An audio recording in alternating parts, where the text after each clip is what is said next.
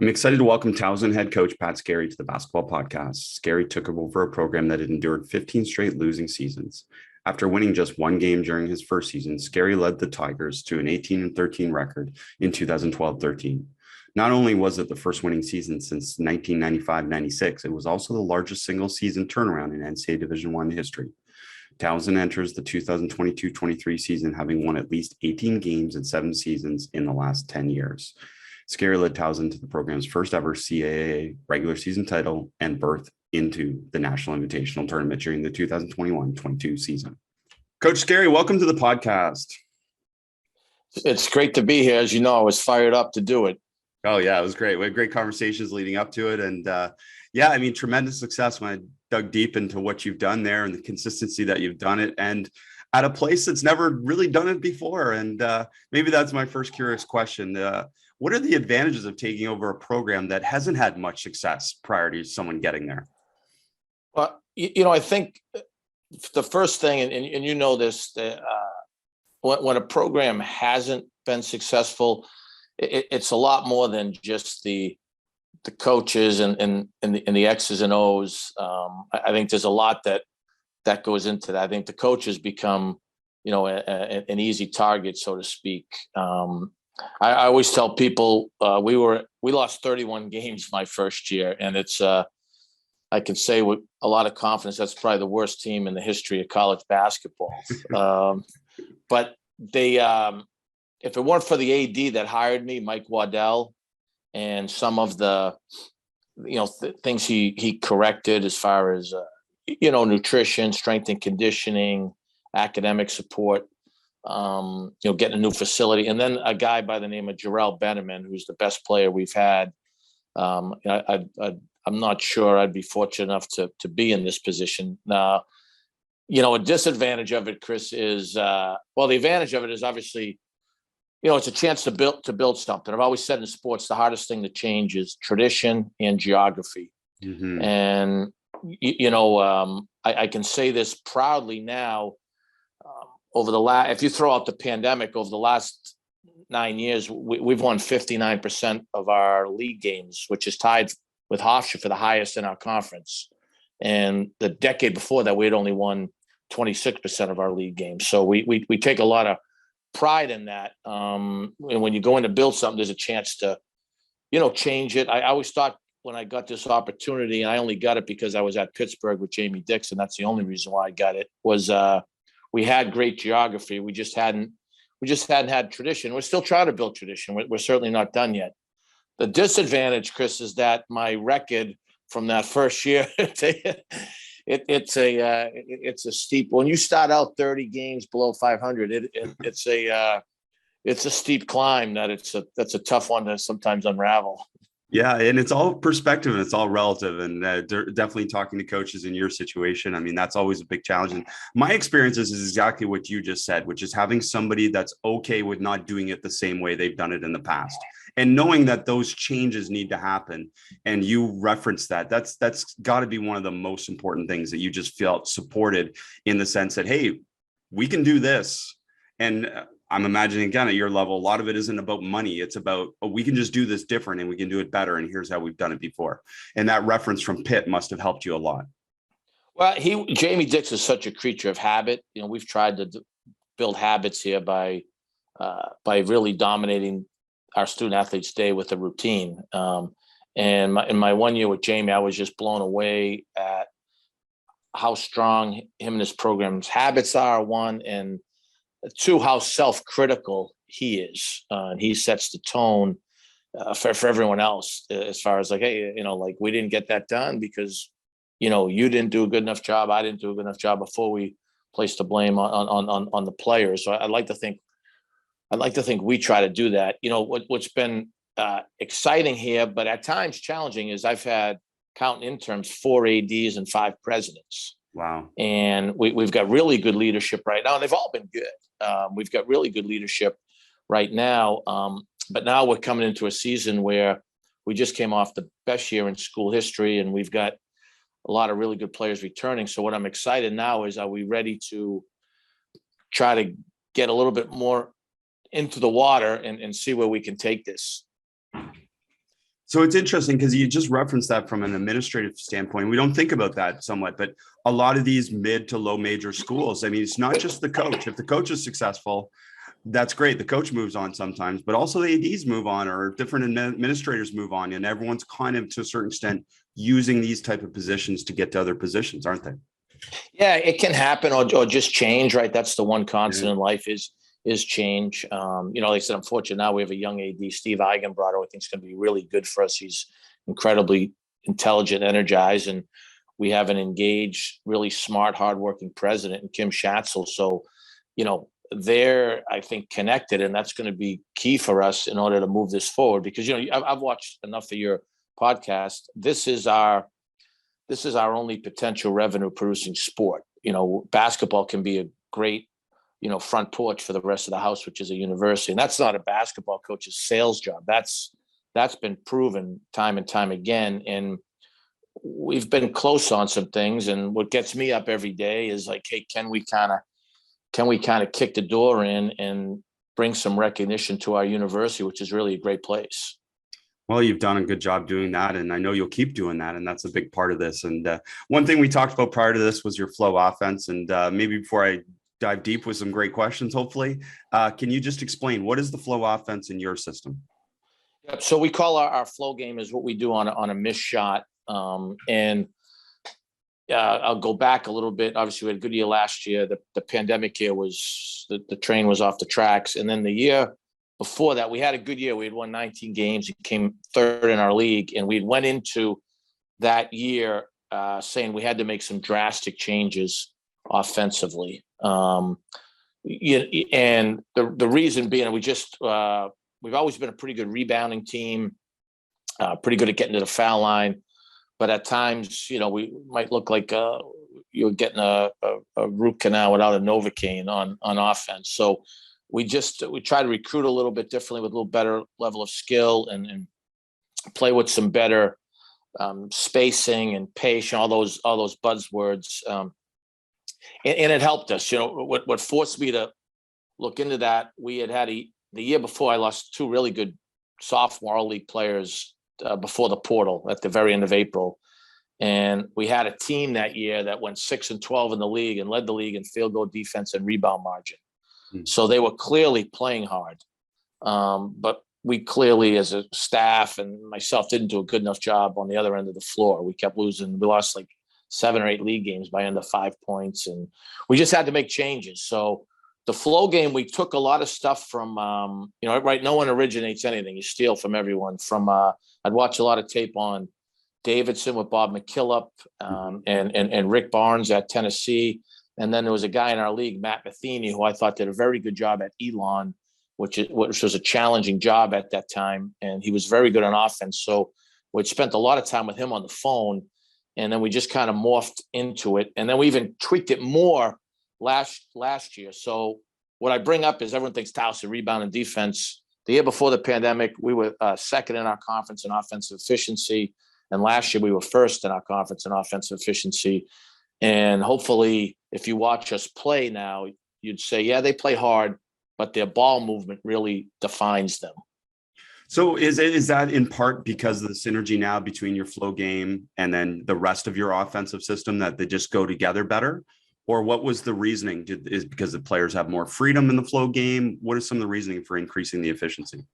Well, one, talent, right? That's always the baseline in anything we do.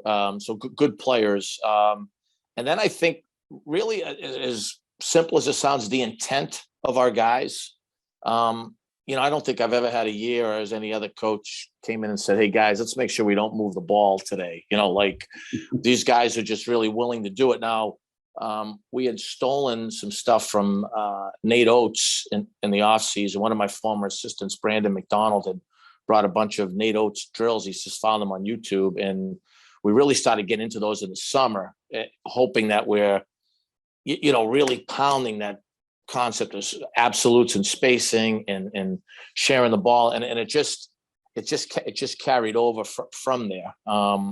I think for us, there was a couple of things that stuck out, like in the flow game over the last couple of full seasons we've had is one, I'll give you a negative. The pace of play doesn't seem very fast, but that's only because we don't come down and drag ball screen right away, which Right. just about everyone in the country does. And one of our rationale behind that was, if you tell a guard he can drag, he's probably going to drag about 95% of the time. So we wanted to get the ball reversed before we get into any ball screen action, or we call it ricochet, with some dribble when you hit the big guy and then you come in and get it.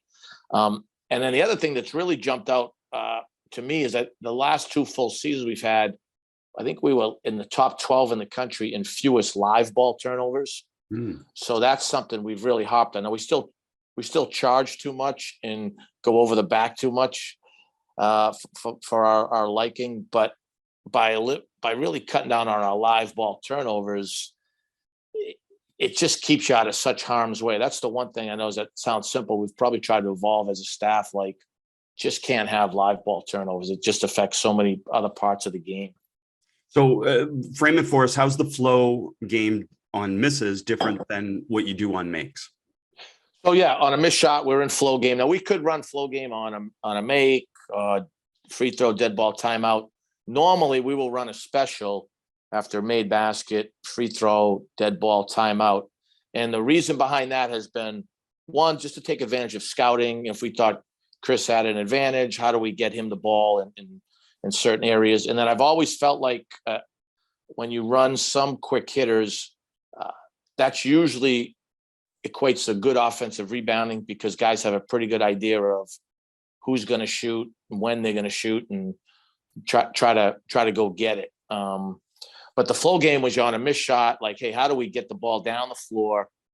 And then if we don't get something initially, then how do we keep playing versus having to bring it out and then call the next thing? And so that's where we get flow. Like how do we stay with it? The good thing now is having a lot of guys back is they really understand. So this has been a different kind of summer where we're playing a lot in workouts and trying to get a feel of evaluate who's good in ball screens, who's good in dribble handoffs, who understands spacing. I know I'm jumping around, but we'll use the word a lot. When we come out of the summer, we'll meet for a couple of days on. I'll tell the guys, give me a pre-mortem. So what can sink us? You know what I mean? Like we should have don't give me the post-mortem, because at that point we're already sunk. You know what I mean? Like what are our red alert areas, and how do we figure this out now that we've had these guys here for 8-10 weeks? We'll get into the structure a little bit of it, but I'm imagining now, because your players have played in it and they're using it this summer, I'm assuming they're running it through the summer, as you're saying, when they're playing, that are they getting better with their unscripted decisions, where it becomes less predictable, they become more comfortable at reading what the other person does in front of them? Because really it is conceptual with a structure is the easiest way to explain it. So yeah, like we have 4 guys that played a ton and 3 were all league. I think we had a good freshman guard named Roddair Hicks. He's taken a big jump. So we're seeing that with him after having done it for a year. I think with some of our talented new guys, they're getting better, but they just haven't had as many reps. So the tricky thing I think for us is we're trying to play because we get so many guys back that they don't want to slow down. They want to keep going. So you're trying to incorporate some new guys that you're going to need in order to win. So that's really like the balance of are we doing a good job with that? I'm not sure. Time will tell. Well, I support what you're doing, and I think the research and everything that I share, obviously through this podcast, supports what you're doing. But it is the hard thing for a coach, and that's what I tell coaches all the time, because it's much harder to evaluate somewhat than just clean drills, right? Where it looks like we're doing it well, but the reality is that now you're connecting things much more directly to the game, but it's going to look messier in practice at time because you're playing the game and they're learning the game more.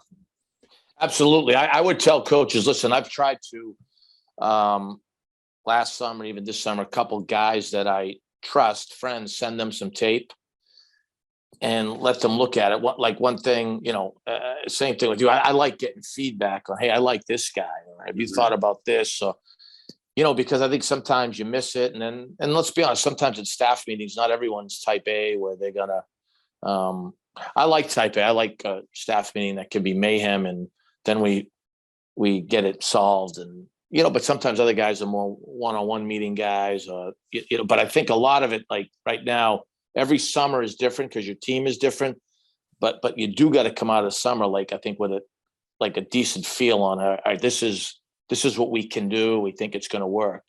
I think back to, I told you that bad year I had with the transfers. We did a lot of stuff in the summer, and then the season hit. And after we came back from a disastrous trip down the Bahamas, and I was like, oh my God, like we totally missed the mark in the off season. So like now it became like, hey, let's tap the brakes. Let's walk the ball up. Let's just hang in there and see if we can steal games, which we didn't. But like, I feel like now, like there's got to be a better game plan in the summer. It's great stuff. Getting a little more detail to it. Do you designate spots, or are they running to spacing spots? So we do designate spots. Whoever has the ball, is the pusher. His job is to really try to attack the elbows. And that's been a focus this summer. We've got to do a better job at your wings. You're trying to get them to run like a receiver in football, and we tape off a box in the corners, right? Trying to get them to adhere to spacing. And then we do label a 4 and a 5, although we're a unique team because Cam Holden, is arguably our best player, first team all league guy. He is the 4, but he'll like lead us in ball screen usage. So we do have either 4 or 5, first guy down rim runs, and then the other guy is the trailer. I will say the one thing, if you watch us, and this is a Bob McKillop concept, is if the trailer is ahead of the ball, we'll play off of that kind of illegal, we call it butt screen, where we try to get into the elbow. And then what we're trying to do is reverse the ball and play off a staggered screen, right? So there's obviously all different types of cuts off that before we get into either a ball screen or a dribble handoff. Once it gets to that point, it's more of, hey, we just got spacing spots, and we've got, and I have a ton of trust in this group and letting them play. And mostly to a 4-out situation in terms of spacing is the goal. And then from that 4-out, obviously a big emphasis, you already alluded to it, you're trying to get a ball movement. So you're trying to go trail reversal mostly. And from there, that stagger action that you like to run, I mean, talk to us about the advantage of running that stagger action. And again, there's not a structure, there is a structure, but then from there's multiple reads and multiple possibilities. I'm hoping we can score more off the stagger this year. I think we've got to do a better job of that, especially because we got the kid Timberlake, who's the first team all league guy. I think he's a pro prospect, and he can really read screens and shoot it. So 2 teacher points. One is that reversal. How quick can that guy get the ball reversed? And then we're trying to get that screen more consistently below the elbow. I don't think we've done a good enough job with that. Obviously, the guy receiving the screen's got to wait, but we've got to get those screens lower so that we get more scoring off that. But yeah, totally. After that 4-out, 1 in, we've got a couple of 5s that might be able to play together. We're trying to figure out how that's going to affect spacing. Not sure of that answer yet. But I think the thing that our guys do understand is there's some absolutes in spacing, like the corners need to be filled. And once it dies down, what we started doing, and I would give Nate Oates, I don't really know Coach Oates, but credit last year, we started really tracking, the big analytics thing. We do like analytics of, okay, what percent of our shots were in the red zone. So we tape like a step outside the lane line and then right through the logo, a box. We call that the red zone, right? On offense, we want the ball in the red zone. On defense, we don't want the ball in the red zone. But we'll put a post for our guys every day of practice, percent of shots in the red zone, percent of shots that were 3s, percent of shots that were 2s. And then what did we shoot from each of those spots? And obviously we made a more concerted effort last year of staying off of, tough 2s. Now, I think there's always outliers to that. Like I had a team a couple of years ago with 2 good players, Fobbs and Beatran. They were big mid-range guys. So that was just their strength. But like with this group, we're once again, like we want red zone, which obviously usually leads to fouls. And then we want 3s. Mm-hmm. So I guess from there, I'll jump ahead to a question I had because you mentioned this red zone concept. And I'm in a conceptual flow offense like this. How do you ensure your best players get more shots than less effective players? Because that is one of the challenges of a flow type offense, is that your best players may not get as involved as you may want from a set perspective. 1,000%, right? And that's something we've got to deal with right now. We're not there yet. We've got couple new guys who are aggressive on offense that they might have to tame some of that aggressiveness for the good of the group long term. But better to be aggressive right now, in your opinion, right? You'd rather have them more aggressive right now?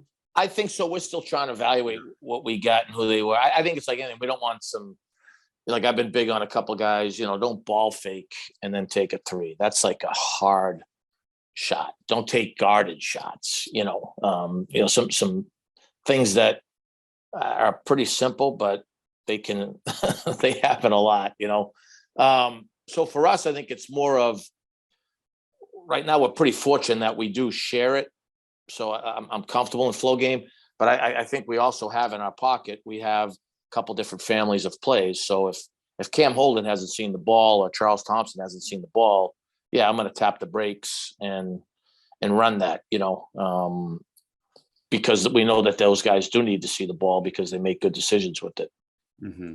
And then from this stagger action, people can picture a little bit trail reversal. Obviously, you can play through the post. And I'm imagining, and this is the way I phrase it, but, basketball decisions overcome basketball plays. So in the sense that, your basketball decision is going to take precedence. So if a player can make a decision that's going to be to your advantage, you don't have to run the play. They're going to break it off. And you see that in the flow game that you shared with me, that there's those opportunities. And is that something that comes a little bit later after they get comfortable with the structure? Or is that something you emphasize from day one? No, I think it just goes comfortable. The more they do it, we will spend a lot of time with, 5-on-0 stuff, some guard forward skill work, really trying to make them quick decisions. I got a young assistant who I had coached at Rhode Island, Parfait Bate, who has done an exceptional job with our guys with skill work and offensive development. And so we just try to stay with that. It's funny coming back this year. Obviously, there's expectations every year, but there's probably heightened expectations because Thompson, Timberlake, Holden, and Jason Gibson all played over 30 minutes for us, and all came back. So it just to me says a lot about the type of kids they are, and that transfers over to how they play. So as we put this together, like I haven't done a lot of older guys versus newer guys. We did it the second week of practice on a Thursday, and we did this one like 5-minute breakdown drill, and the new guys won. And there's a little bit of and then we went live, and it was 23-0 quick with the returners. And I've got a very talented freshman named Ryan Conway from Seton Hall. And he asked me, he goes, man, I didn't think we were going to get beat like that. I said, we did win 25 games, and 3 of these guys are all league guys. So I would hope that they would stick it. So, but what was nice to watch as some was like, oh man, these guys are like moving it, So yeah, total, like I said, the more those guys are out there, there's trust. I think we're trying to get to the point with some other guys that they have that same level of trust, or that's where you got to do a good job as a coach, right? Did we freedom versus the decision making? I think for a lot of coaches out there and players, sometimes players think I haven't got an opportunity in the game, and it's always like, no, you got your opportunity every day in practice. Mm-hmm. That's where you either build trust or really distrust. Makes sense. And in the BDT offense, Alex Ram and I call it triggers. And I'm curious what your trigger is to flow into that high post flash game, because that seems to be trail reversal, obviously exploring possibilities. And if not, there's something that triggers that post to come up and get into flash game, right? Yeah. I mean, the kid Thompson has done an unbelievable job with us. He really probably is the key. If he rim runs and we can't get it to him, and once we come off that stagger, he's got to sprint up the lane. And really, when we sprint up the lane, it's not a great ball screen opportunity because that takes a couple seconds to get there. So usually that's like, hey, hit him and then play off that. If he trails, it's usually a quicker trigger right into a quick on ball and then going from there. But where we get into 4-round one, and the guys are standing at the end of it, once we come off the stagger, the five is the guy that's lifting a ball screen. And then we've got to get those other 4 spots pretty much filled, especially the corners. That would be my biggest gripe when we look a little funky with spacing. It's usually because guys aren't holding the corners. You know what I mean? They've just been unwilling. They're creeping in. They want the ball, and it's like anything, right? The better your spacing is, the harder it is on the defense. Yeah. And in my experience, holding the corners is one of those hard things. I mean, it just, again, it's unintentional that coaches throughout their whole life have told them you got to be moving. And that's not good offense if you're just holding a spot. But we know in the modern game, that is such an important part of modern offense. And I'll tell you, we're trying to do better. Like, I didn't think we were good enough at it last year. Like, usually like a concept, when the ball's coming away from you, you've got to fill so that the guy has an outlet to throw it to. We're trying to do a better job when the ball's coming to you of not just spacing, but can we 45 cut? Can we baseline cut? Can we flare? Just trying to do something to occupy the defense. So that's been a point of emphasis that I'm hopeful we can carry over. I think we hopped on it a lot last year, but then and actually watching our clips, I think we had a lot of slippage where we didn't carry that over. And with then the flash game, do you, and maybe in transition in general, like sometimes there's a screen to the 2 side, sometimes there's a screen to the 3 side. Is that determined by anything specific, or is it just a player's decision and they read advantage or they see best matchups? Player's decision, although we'll eventually try to talk to them about, like, hey, same side curls and a change your cuts, scoring cuts, scoring screens, because the tendency is to do that. And then I'll say, like, I'll give some credit. I thought Northeastern and Delaware did the most switching against us, had good size guys. And I thought when we were good, we did a better job of, like, when you talk about that 3 side, just cutting and getting through, not cutting and shaking out the same way. Like, so that's something, like, as we've broken stuff down, like, and we think we can take this up a level. It's like, hey, we've been working on some stuff this summer. Like, look at when you're coming on that, we call it Chicago action, where there's like a guy in the corner and you were down screen and then second guys come with the dribble handoff is down screen and then get out, get through, more so because of a couple of those teams that did a lot of switching against us, and maybe we didn't handle that as well as we should have. We've come up with more cutting versus switching. Well, and I want to come back to that because you brought that up there, and that's something that I see on the stagger too. Is like there's a lot of force curls of that first screen, which I think is such a powerful thing. Just curl that first screen, and then it seems like in a lot of the situations in the stagger, your player who knows they're the matchup or the cutter is the one that finds their way off the stagger, which tells me that you coach those situations so that they know, again, hey, you're going to force curl this one because we want to bring so-and-so off the screen. Right. And that's part of the teaching process that you go through. I'd say by just doing a lot of 5-on-0 and using it.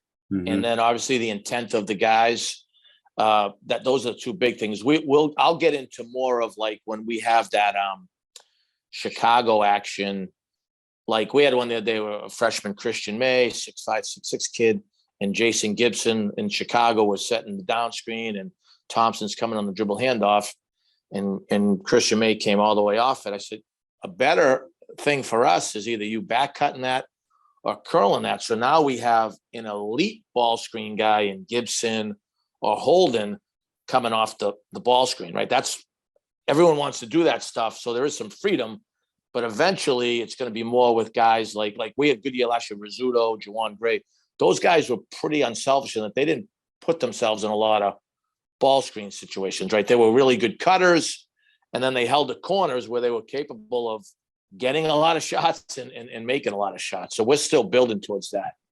Well, and you referenced not coming down and just going into drag ball screen, which again has a predictability to it, which you mentioned in the college game. So instead of that, where ball screens tend to happen is after flow. So it's almost like, again, if this was a set play, there would be all these false motions before the ball screen.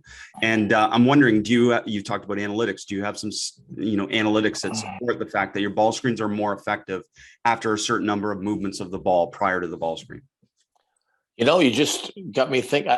No, I don't, and that's something I need to investigate, because that's a great point. I would like to think when you get to the second, third side, that it is better. That I think that like I said, the biggest reason for it was just to get some movement initially, and we did a lot of studying, and like I said, with the Davidson, Tennessee stuff, and Elon, when we played against Mabatini, we spent a lot of time dealing with, and our defensive breakdown stuff, dealing with that butt screen and that stagger stuff. And that got me thinking, like, shoot, why aren't we doing, we gotta do something different. And one thing I thought Matt Matheny always said to me was, he said, what's really good about this offense is it's like you can have a really bad point guard, which we don't, but he said you can have a really bad point guard. He says, it's like those yellow books, point guard for dummies. You can,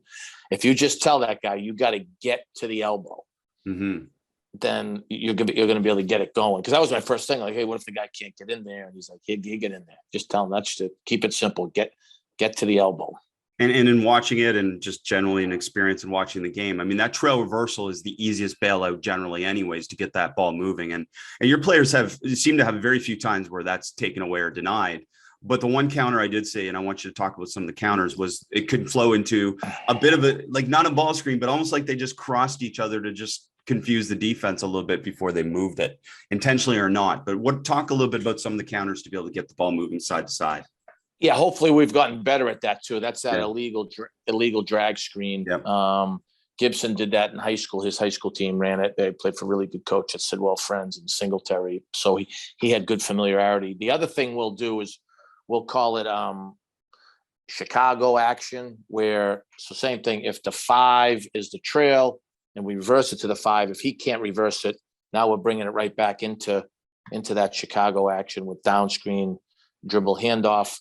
Or if the 5, it rim runs a lot, we'll throw point to 4-man. 4-man will bring it on a dribble handoff. We call that a flip. And he's kind of rolling to the rim initially. And that's where 5 will lift. We'll hit 5 and then get into that, a lot of NBA stuff, you know what I mean, with 5 out. The other thing we'll do, we'll see a little bit more of it this year, I think, because the trust is, especially with Holden, when he's the 4, because he's such a good rebounder, when he pushes a lot, we call it side, where he's a little bit off the side and we're filling corners, opposite slot, and now the big guy's just coming, either ball screening or we're playing off of that ricochet. And we get into late in the year some pistol action off of that, which was good for him. So that's something we're actually going to install that today. We're halfway through the summer. We're going to install our pistol action today. So those are really the counters. My hope is, honestly, that if we had 100 possessions, that we could just play with that stuff the whole game. Based on how we progress, I think we'll determine that, Well, and that's going to be to a certain extent how your players get used to playing unscripted out of it, right? And it probably starts a little bit too structured and then gets a little bit messy, and then somewhere in the middle is the magic, right? Yeah, no, it definitely is. And I think it's like anything, the more we can play with less scripted action means, one, the more trust you have in you guys, and probably it contributes to better ball movement. And, look at, we do have some sets. We ran less sets than we ever did a year ago. But I do think sometimes with sets, it does help you rebounding, but I think there's also it's the right word in guys' mind. Oh, this is my play. Right. And sometimes that can lead to, just a different mentality on shot selection. Yeah, no, it's big time. I always talk to players about saying that, I mean, the goal is for you to score. And if not, the goal is for you to draw help, right? And you draw 2, you move it, and you're the playmaker. And both those are good words in most players' minds, right? You're a scorer or a playmaker. That seems to be pretty good. Absolutely, because they're handling the ball. And, it's like coaches, we all use a lot of cliches. I've been fortunate to coach for 30 years. And honestly, last year's team was just the most enjoyable group of guys I've ever been around. And all indications are we've been here for 6-7 weeks that like these guys are like that too. So it's made it like I've had some good teams where good players, and some of them are going to listen to this, and I love those guys, but I had to pull them through the mud a lot of days during the week, and we just haven't had that. And it's just I'm hoping some of the offensive changes have coupled with their character and intent have helped that, because it's just made it more enjoyable. Like it's been nice to have some older guys come back and them tell me I've gotten soft coaching these guys, and me tell them, no, these guys just follow directions better, so there's no reason to be on them. I love that you said that, because I can't stand that even represent. Oh, you got soft. No, you know what? I don't need to coach you guys that way, because you're taking care of what you should take care of. You should not have to coach motivation every day. That's not a coach. Yeah, attitude and effort, right? As long as those things are there. I always say the rest of it's on us. Did the guy we bring in, is he talented enough, or have we got the guy better? If not, that's on us. You know, the other stuff, being ready to go and attitude and effort, that's on the player. I want you to talk a little bit about the pace of play that you mentioned before, because you referenced obviously building your program somewhat on defense and some of these things that you can control more. And now that you're trying to make this next big leap of consistency to the NCAA tournament consistently over and over again, a little bit of the emphasis is on offense. So talk to me about how pace of play and particularly flow game helps that. Yeah, one, like talked about, ball security, right? Mm-hmm. And then hopefully getting the right kind of shots, red zone or threes. Those are the two big things that jump out. I'm not, we talk a lot in the offseason, hey, we got to get the ball out the net quicker. I think maybe we will, but I mean, I look at some elite teams like Villanova and that pace of play, but I always feel like I tell Steph, look at if Charleston does an unbelievable job in our league on the Pac-Kelsey getting the ball out the net. But I also tell our guys, we play Northeastern, they ain't letting the game go like this. So I don't know if we're going to spend a ton of time on that. And I don't think our pace of play is bad. On a missed shot, we're out. Well, let me come back, Coach, and let me just phrase this, because I think most of pace of play, if you're talking about flow game and things like that, has more to do with shot selection than speed. Like if you're making the right decisions, and I think more often than not, the clips you shared with me, in the first 8 to 10 seconds, your players were making really good decisions. That to me leads to pace of play more than how quickly you get the ball out of bounds. Yeah, it does. And then, the stagger is going to slow down your pace a little bit.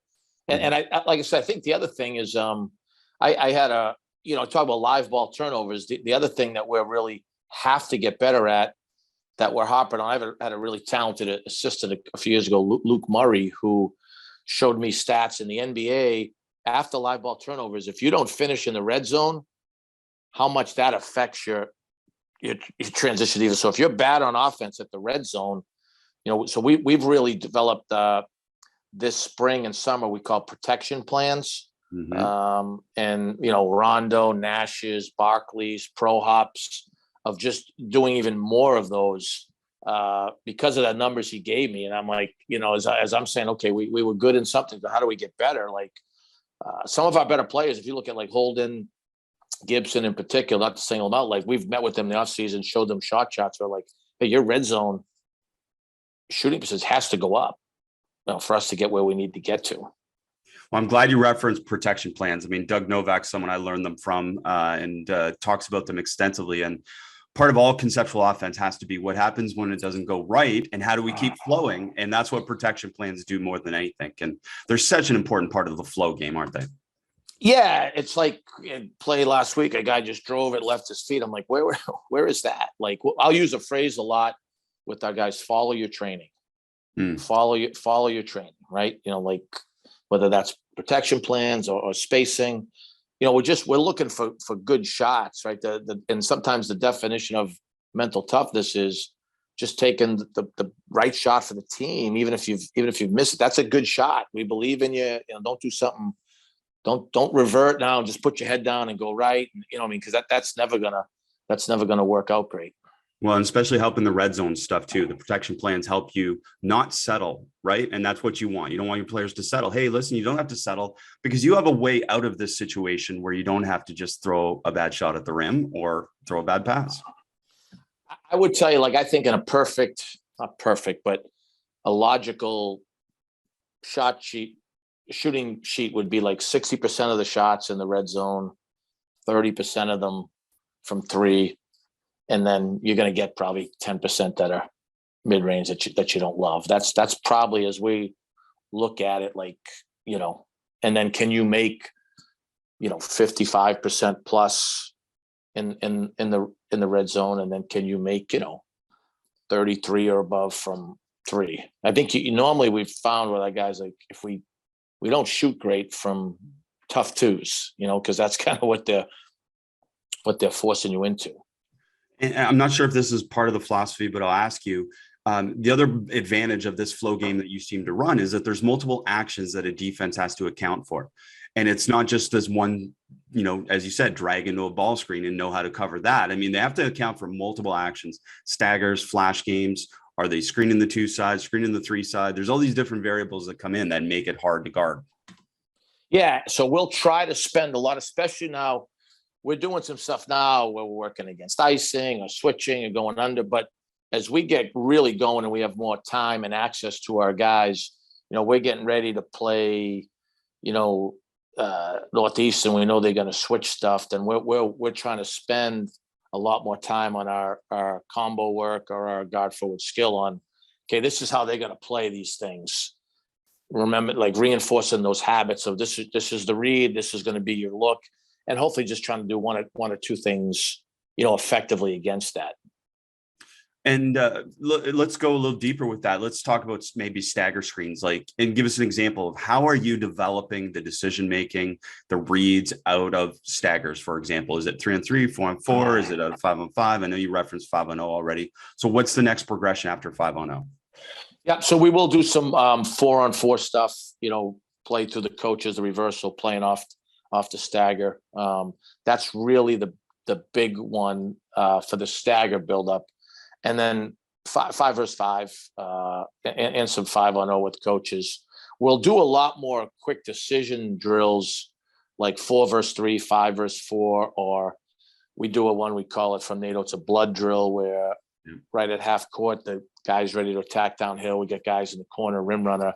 The defense has got to go touch a cone, and that's so we get an advantage that way. Or we'll do a lot like wing slot to corner attacking, or baseline to wing attacking.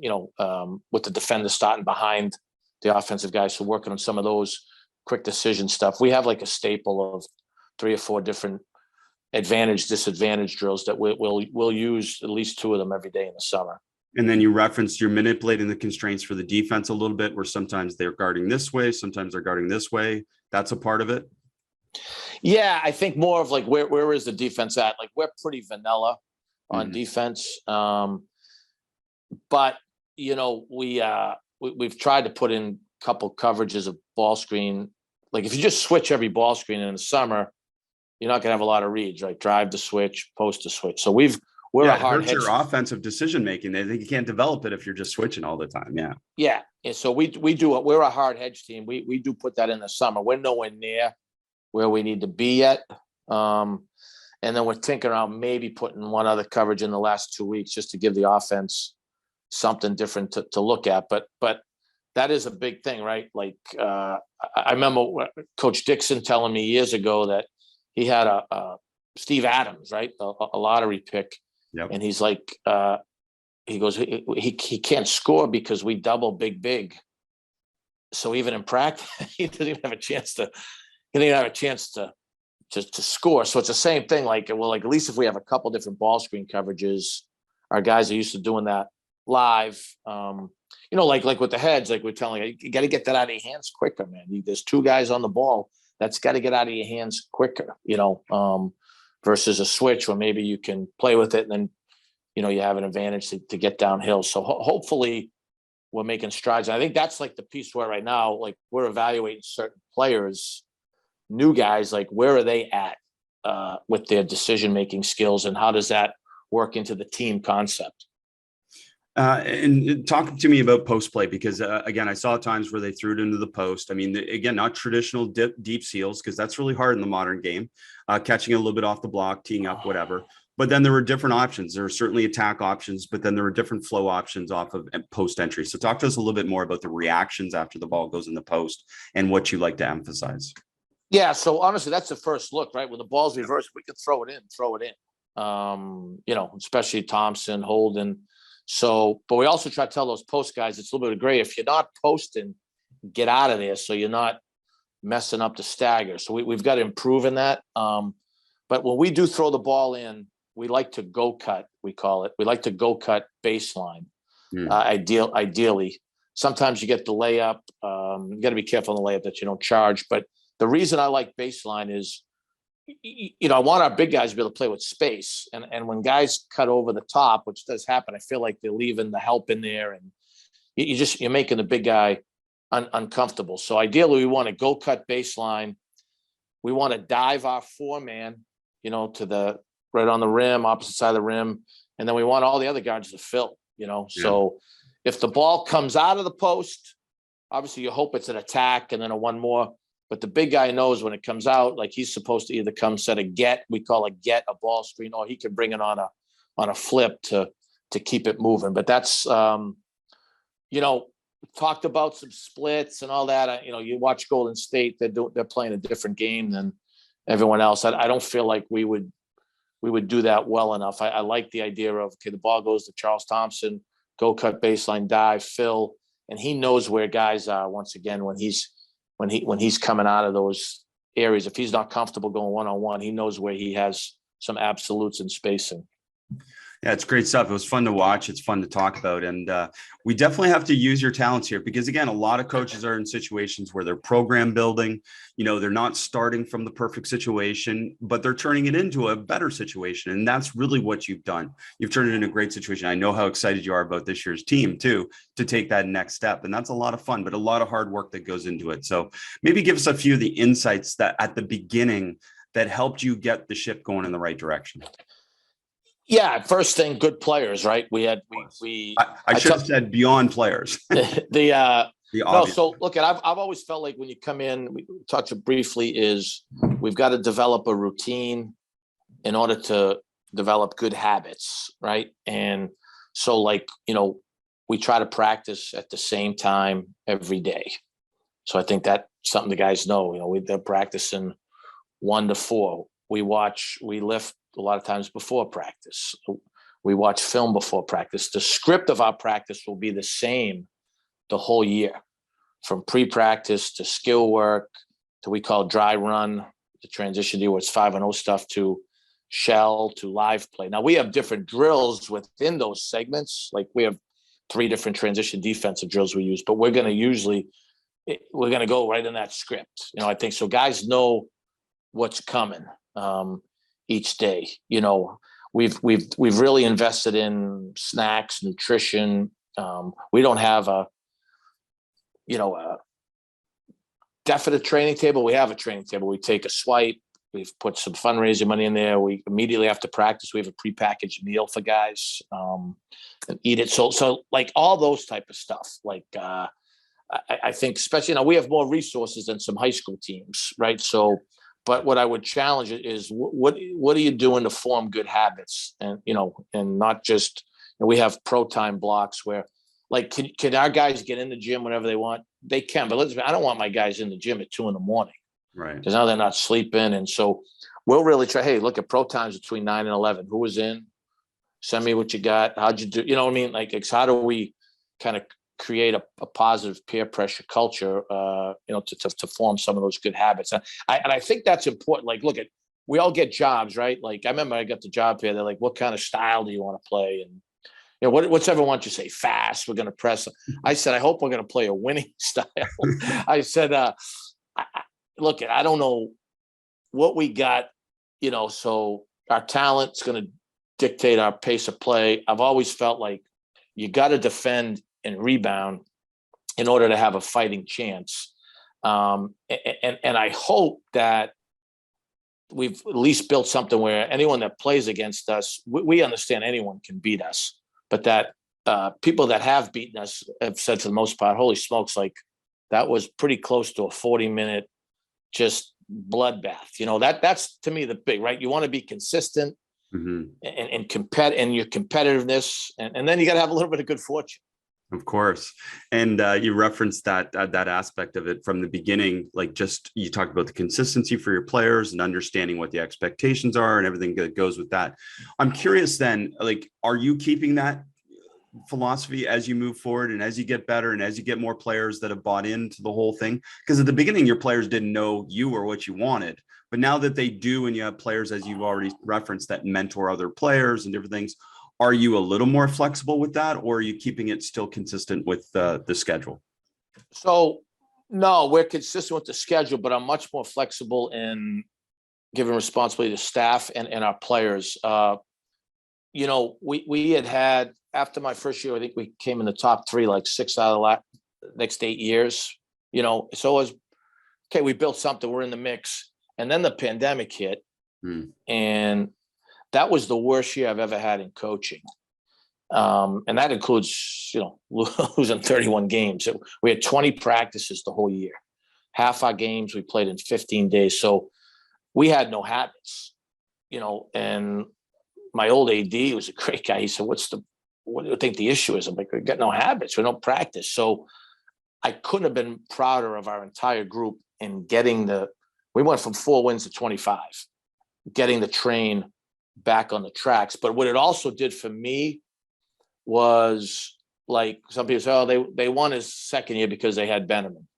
Well, we didn't have Benjamin last year. So it just reaffirmed to me that if we can kind of stick to the script on some things, we're going to be in a position to have some success. How much success? Once again, we had a great year, Chris, and Charles Thompson was playing the best for us, and he sprained his ankle in the conference quarterfinal, and he tried to fight through it. And, all this stuff comes down. Like, there's, sometimes as coaches or fans or people forget the other team, they got good players and good coaches too. They're trying to win. Like, someone asked me, we got beat by Delaware in a tough game in the semis. What happened? I said, what do you mean what happened? Like, we just got beat by a good team that was well coached and prepared. Sometimes it happens, Well, I love that part of it, and creating, this understanding that, it's humans playing humans, so things can happen.